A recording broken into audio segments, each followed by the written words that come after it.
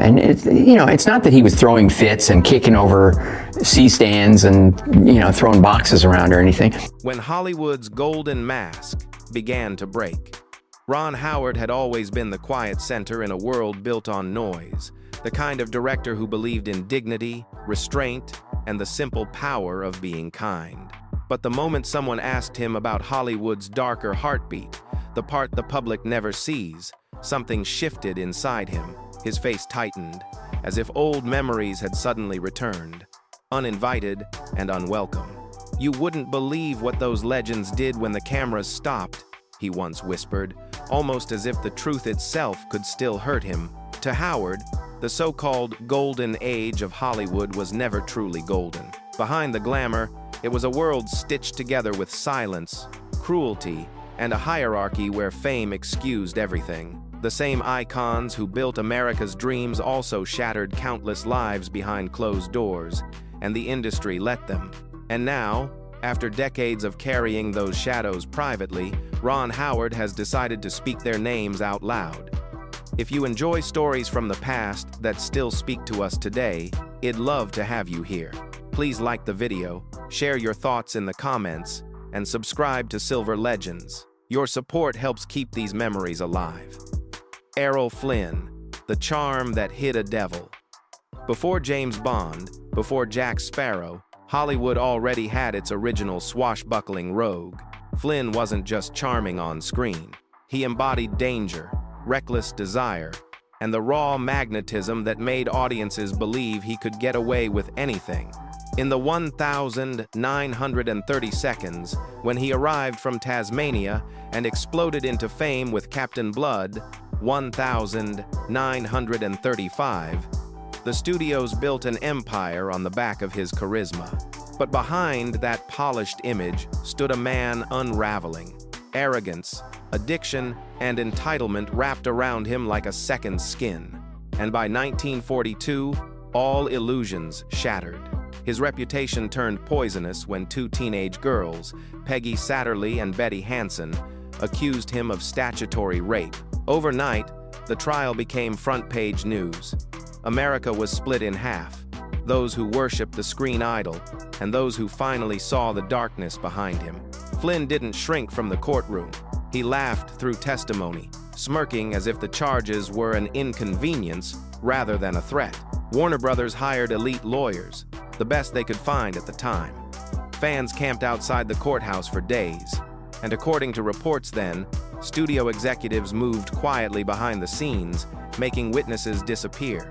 Flynn was acquitted, but the acquittal didn't clean him, it unleashed him. When private letters surfaced in 1978, decades after the trial, the world saw his true voice. Flynn bragged about his conquests, wrote cruel jokes about the women who feared him, and mocked the very pain he had caused. The myth of the irresistible swashbuckler collided with the reality of a man who viewed life as something to take, never to give. Ron Howard later said that reading about Flynn's trial was a turning point for him. "A moment when I realized Hollywood could protect monsters," he recalled, as long as they smiled for the camera. To the public, Flynn remained a rogue hero. To insiders, he was a warning, the earliest example of how excess, power, and indulgence could rot a man from the inside out. Alcohol consumed him. Cocaine sharpened his downfall. Financial ruin closed in. By 1959, at just 50, his body gave out in Vancouver after years of abuse, a collapse that felt inevitable to everyone who had watched the spiral. The autopsy listed heart failure, cirrhosis, and stomach ulcers. But Howard saw something deeper. He died the same way he lived, Howard said, taking everything and giving nothing. In the end, Flynn's life became Hollywood's blueprint for moral decay, a reminder that charm can hide cruelty, and that fame, no matter how bright, never absolves the darkness underneath. Kirk Douglas, rage woven into a legend. To Ron Howard, Douglas embodied the greatest contradiction of Hollywood's golden age.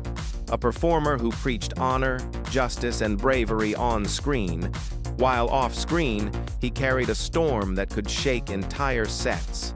Born Izer Danielovich in 1916 to impoverished immigrant parents, Douglas clawed his way out of hardship with sheer willpower and an almost ferocious hunger for success. By the time Spartacus crowned him an international icon, he had achieved everything Hollywood promised: fame, wealth, admiration, but those who worked with him remembered a far darker force, a temper that never rested. Crew members described him as impossible to satisfy, a man whose anger could ignite without warning and leave people trembling or in tears. His charisma was undeniable, but so was the volatility that followed him everywhere. Actress Deborah Paget once remarked that Douglas didn't merely want to dominate a scene, he wanted to dominate every soul standing in it. Howard, who studied Douglas' performances as a young filmmaker, later admitted, "There's a kind of rage under that smile, the kind that eats a person alive, and that rage didn't fade with time. It shadowed him across decades." For years, whispers about his behavior toward women circulated quietly through Hollywood. Biographers and insiders have long pointed to his alleged involvement in the 1,950 seconds assault of rising actress Natalie Wood when she was just 16, a claim that resurfaced only after her death and was repeated by her sister Lana in a 2018 memoir. Douglas was never charged, and the story was absorbed into the same machinery of silence that Hollywood had used to protect so many powerful men of his era. Even after his death in 2020, at the age of 103, the controversy did not vanish. It returned not as rumor, but as a cultural reckoning, the overdue confrontation with a history long ignored.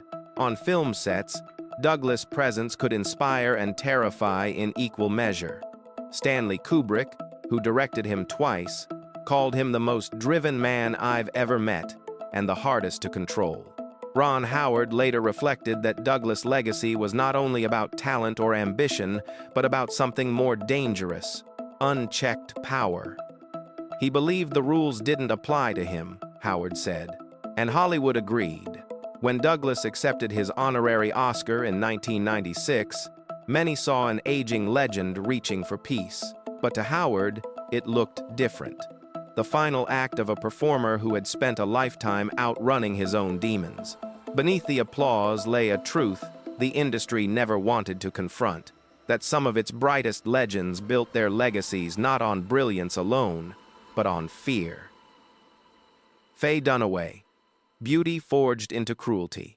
If Errol Flynn represented corruption and Kirk Douglas embodied unrestrained fury, then Dunaway stood for something colder, sharper, and far more unsettling: cruelty wrapped in beauty. To Ron Howard, she was the proof that darkness in Hollywood didn't always come with violence. Sometimes it arrived in the form of control, humiliation, and an ego so vast it eclipsed every person around her. Born in 1,941 inches, Bascom, Florida, Dunaway's rise wasn't just fast, it was explosive. Bonnie and Clyde, 1,967. Chinatown, 1,974. Film after film cemented her as an untouchable goddess of the screen, icy, magnetic, almost supernatural in her presence. But behind that brilliance, whispers followed her everywhere. Crew members spoke about her tantrums, her relentless demands, and the way she reportedly treated assistants as if they were disposable tools rather than human beings. Her Mommy Dearest co-star, Rutanya Alda, once said, "You could feel the fear on set. Everyone was waiting for her to explode." A film intended to portray abuse ended up reflecting the atmosphere around Dunaway herself. In a twist of irony, while portraying Joan Crawford, a woman infamous for cruelty, Dunaway was, according to many accounts, mirroring that very behavior behind the scenes. Director Frank Perry later admitted that he considered quitting altogether because of her outbursts. She reportedly threw objects, screamed at makeup artists, and refused to film unless the lighting made her appear divine. Ron Howard would eventually reference her as an example of what happens when an actor's hunger for control mutates into something closer to emotional terror. And the stories kept coming. During The Wicked Lady, Dunaway allegedly slapped a cameraman and spat on a crew member. On Don Juan DeMarco, she was said to have humiliated assistants so intensely that production halted for an entire day. Her former manager, Jay Bernstein, summed it up brutally. Faye doesn't just play divas, she becomes them. By the 2000s, the industry's patience ran out. Hollywood stopped calling. Directors refused to work with her, labeling her unmanageable. In 2011, after she was fired from a Broadway revival of Tea at 5, Dunaway blamed everyone but herself. The controversy didn't fade. It settled into her legacy like a shadow. When a journalist later asked Ron Howard about her career, he answered politely, but the meaning was unmistakable. She chased perfection so hard she forgot compassion. Her downfall wasn't sudden. It was a slow unraveling, thread by thread, until the woman who once conquered Hollywood found herself isolated, avoided even at retrospectives celebrating her own films. To Howard, she became a symbol of a brutal truth. That talent without empathy eventually turns inward and destroys itself. John Wayne, America's icon with a darkened heart.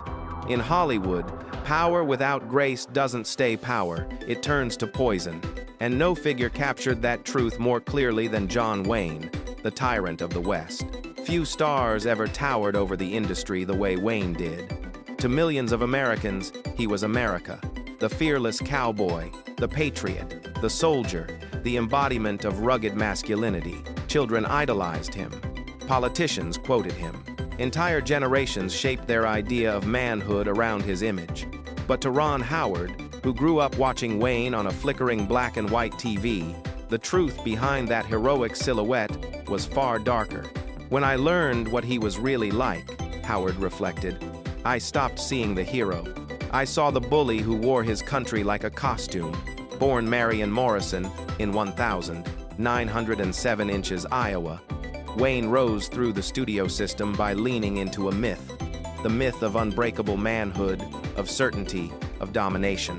By the 1950 seconds, he wasn't just an actor anymore. He had become an ideology. Wayne saw dissent as weakness, progress as betrayal. On set, he ruled not with talent, but with intimidation. Technicians who failed to meet his expectations were cursed out publicly. No one was spared. Fellow actor Christopher Mitchum once said, "When Duke was angry, the air froze. You either agreed with him or you disappeared." Howard later described that environment as the opposite of art. It's fear, he said. Fear pretending to be discipline. And Wayne's cruelty didn't stop when the director yelled, "Cut." He belittled women in public, mocked indigenous actors on Western sets, and dismissed black performers who challenged the stereotypes he helped create. Then came the infamous 1971 Playboy interview, still considered one of the most disturbing documents of Hollywood's golden age. In that conversation, Wayne claimed Native Americans were selfishly holding land, argued that Black Americans were not yet responsible enough for self-governance, and insisted that films needed real men, not whiners.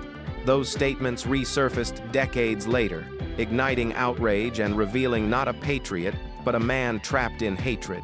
Even his artistry carried that darkness. On the set of The Searchers, Wayne clashed fiercely with director John Ford over his insistence on playing Ethan Edwards, a racist, vengeful Confederate, as a sympathetic figure. Ford resisted. Wayne refused. In the final cut, Edwards' cruelty bleeds through the frame, and so does Wayne's own contempt. Ron Howard, who studied the performance at USC, said, "It's terrifying because you can't tell where the role ends and the man begins." Even in his final years, weakened by cancer, Wayne never apologized, never reconsidered his views. He brushed off critics as soft, blaming changing culture for his growing isolation. He died in 1979 at the age of 72, still hailed by millions as an American icon. But to filmmakers like Ron Howard, his life became a warning written across Hollywood history. Power built on prejudice doesn't mature into wisdom, it curdles into bitterness. Roman Polanski, when genius walked hand in hand with darkness. The myth survived, Ron Howard once said, but the man behind it never deserved the legend. Roman Polanski, the exile of shame. For Howard, Polanski represented the one truth Hollywood never wanted to confront, that brilliance can exist alongside darkness, and sometimes brilliance becomes the excuse that hides it. I admired his films before I knew who he really was, Howard admitted. Then I realized talent doesn't absolve a person. Sometimes it hides them. Polanski's rise was meteoric. Born in 1933 inches Paris to Polish parents, and a survivor of the Nazi occupation, his life had been marked by tragedy long before fame arrived. His early films, Knife in the Water, Rosemary's Baby, transformed him into a visionary. Critics called him a genius who could turn paranoia into poetry. The world praised him as a filmmaker, touched by brilliance and haunted by ghosts. But the darkness inside his movies wasn't fiction. It was a reflection. In March 1977, the illusion shattered. Polanski was arrested for the sexual assault of 3-year-old Samantha Gailey after a photo shoot at Jack Nicholson's Los Angeles home. The evidence was overwhelming. Polanski pled guilty to unlawful sex with a minor. Before sentencing, he fled the United States, escaping to France, where he remained, never returning. And in that moment, Hollywood split in two. Some condemned him. Others defended him as a troubled artist. For Howard, then a young filmmaker learning what integrity meant, the reaction was devastating. They spoke of art while a child's life was broken, he said years later. That was the moment I realized how deep the hypocrisy ran. Polanski's exile became one of Hollywood's enduring moral stains. He continued directing abroad, and in 2003, he even won an Oscar for The Pianist. Howard described watching that moment from afar as both surreal and sickening. As the audience at the Dolby Theater rose in applause, Howard could not bring himself to stand. "I thought of that girl," he recalled, 13 years old, alone, and I wondered what applause must sound like to her. Even decades later, the industry's willingness to separate genius from guilt infuriated him. When Polanski won Francis César Award in 2020, protesters stormed out in anger. To Howard, that moment symbolized justice arriving late, painfully late, but not too late. It took the world 40 years, he said, to say what should have been said the next day. A monster doesn't become less monstrous just because he can frame a shot. Speaking to Vanity Fair in 2021, Howard reflected on Polanski's continued freedom. He lives in Europe, untouchable, but permanently followed by the shadow of what he did. His name no longer evokes genius, only contradiction, brilliance and disgrace, bound together. For Howard, Polanski's story reveals everything that poisoned the Golden Age, a system that protects the artist and abandons the victim, a world where applause can drown out screams, and a truth Hollywood still refuses to accept. Hollywood forgives anything, Howard said bitterly, as long as the lighting is good. Mickey Rooney, the laughter that concealed a ruined soul. If Roman Polanski symbolized Hollywood's hypocrisy, then Mickey Rooney embodied its most seductive illusion, the belief that charm could erase cruelty. For Ron Howard, who grew up watching Rooney's cheerful late-night musicals on television, discovering the truth behind that sparkling grin was nothing short of heartbreaking. He was the face of joy, Howard once said. But behind that smile was misery, and worse, he spread it. Born Joseph Ewell Jr. in 1920, Rooney became Hollywood's first true child superstar. By 18, he was the highest-paid actor in America. MGM built entire franchises around his grin, the unstoppable all-American boy, singing and dancing his way into the hearts of the nation. But fame that enormous, delivered that young, warped him almost instantly. He married 8 times, cheated repeatedly, gambled away fortunes, and humiliated those who loved him most. Ava Gardner, one of his ex-wives, once described him as the shortest man with the biggest ego in the world. Behind closed doors, the darkness only deepened. In 2011, His eighth wife, Jan Chamberlain, and her son were accused of elder abuse and financial manipulation, allegations involving the draining of Rooney's accounts and isolating him from his own family.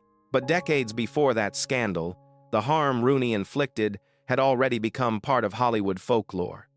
Former co-stars called him volatile, cruel, unpredictable. Judy Garland, his closest friend during their MGM years, once said privately, "He could make you laugh one moment and destroy you the next." Garland, pushed to exhaustion by studio heads and emotionally broken for years, later hinted that Rooney, not just the executives, shared responsibility for her suffering. By the 1,960 seconds, the golden boy had fallen. Addiction, bankruptcy, and scandal shadowed every step he took. In a 1979 interview, Rooney said, "I've lived 1,000 lives," but as Ron Howard later reflected, he lived every one of them for himself. Even in old age, Rooney's bitterness never softened. He blamed everyone, studios, wives, fate, even God, for his collapse, but never himself. When he died in 2014 at 93, his estate was worth less than $20,000. His body went unclaimed until friends raised enough money to give him a modest burial in Los Angeles. For Howard, Rooney's story was the final piece of a pattern, the truth behind the Golden Age's carefully painted mask. "He made the world laugh while he was dying inside," Howard said. And maybe that's the saddest evil of all, when pain turns into performance and nobody notices. To Howard, these stories were not revenge, they were warnings. Reminders that Hollywood's golden age was never golden at all, but built on silence, exploitation, and lives crushed in the shadows of fame. And as he once said, the scariest monsters aren't in horror films. They're the ones the spotlight protects. So tell me, which of these 6 actors shocked you the most? The predator, the tyrant, or the man whose smile never told the truth? Leave your thoughts in the comments. I'm listening. If you enjoy stories from the past that still speak to us today, I'd love to have you here. Please like the video, share your thoughts in the comments, and subscribe to Silver Legends. Your support helps keep these memories alive.